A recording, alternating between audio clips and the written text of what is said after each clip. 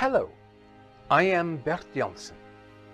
Welcome back to the series of short videos in which I explain the book The Organizing Principle, There Are No Coincidences. In the previous video I have shown some of the sacred hidden geometries in Avebury. And in this video I am going to elaborate on even more mind-provoking secrets hiding out in Stonehenge. Stonehenge is easily the most well-known Neolithic monument of the whole of Britain. But the huge sarsen stones Stonehenge is so famous for have not always been part of the monument. It is these huge stones that are hiding a well-kept secret.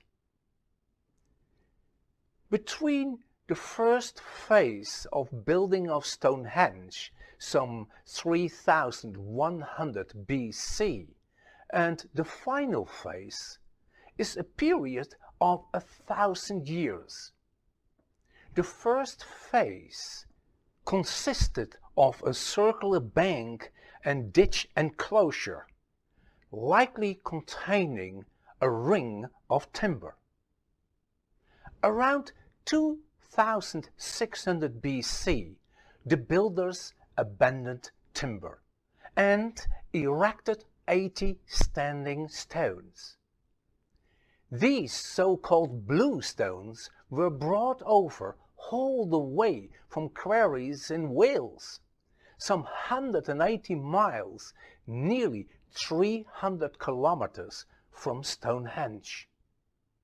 And it's only in the following 200 years that 30 colossal sarsen stones were brought over from the Marlborough Downs, some 20 miles or 30 kilometers north of Stonehenge. And by erecting these colossal sarsen stones and reorganizing the blue stones, Stonehenge got its final shape as we know it today.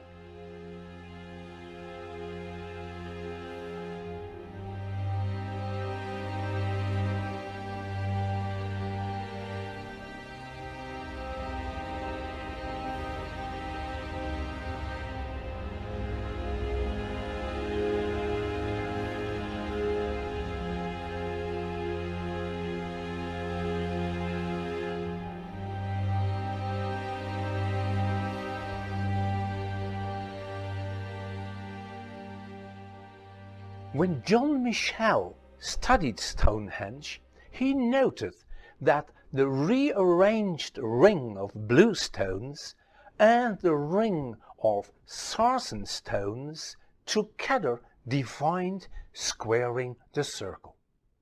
There it is again, now at the heart of Stonehenge. But there's even a bigger enigma hiding in plain sight. The heelstone, which is placed some 250 feet or 77 meters away from the center of Stonehenge, is considered to indicate the spot where the sun rises during the summer solstice. This is not 100% correct. The sun rises a little north of the heelstone. And now comes the big enigma. When the builders erected the ring of sarsen stones, they chose not to use the already existing center of Stonehenge, but to move that center some 3 feet or just under a meter away from its original spot. This move was not a mistake, it was done on great purpose. it had a really enigmatic consequence or a mind-provoking purpose. As already mentioned, the heel stone is not exactly indicating where the sun rises during the summer solstice. By moving the center of Stonehenge, matters were actually made worse. But the heel stone also indicates or defines squaring the circle. In the old situation, with an accuracy of 97.8%. After moving the center of Stonehenge, the accuracy increased to a stunning 99%. So while the moving of the center of Stonehenge made the line heel stone sunrise less accurate, the divining of squaring the circle increased in accuracy. Now this could be just a coincidence, but it feels much more like a planned move. The question is now, were the builders consciously aware of what they were creating in the landscape of Wiltshire?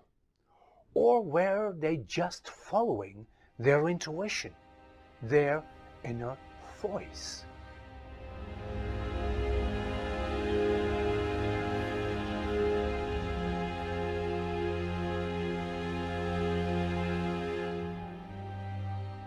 Stonehenge, defining squaring the circle with an accuracy of 99%, could just be a curious coincidence.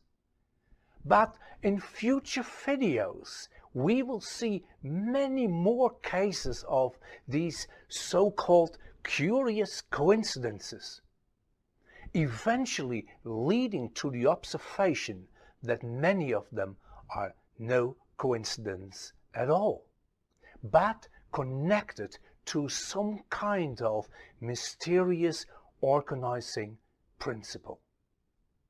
The beauty is that we can use this organizing principle to our advantage. I will see you in the next video.